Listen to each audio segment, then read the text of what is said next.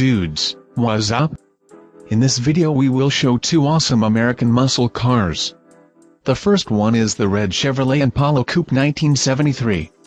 And the second one is the muscle car Oldsmobile Delta 88 Custom 1971. 1973 Impala featured larger, shock-absorbing front bumper due to new federal mandates which required 5 mph 8.0 km/h impact protection.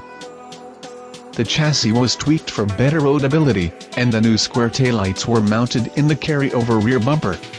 A 145 horsepower 350 cubic inch turbo-fire V8 engine, turbo Hydramatic transmission, variable ratio power steering and power front disc brakes were standard on all Impalas. Oldsmobile 88 cars were produced from 1949 to 1999. The model in our review is extremely rare, and in this body the Delta 88 was manufactured only for 1 year. Standard on the Delta 88 Custom made on the base of the 455 cubic inch rocket V8 rated at 310 horsepower designed to use regular fuel.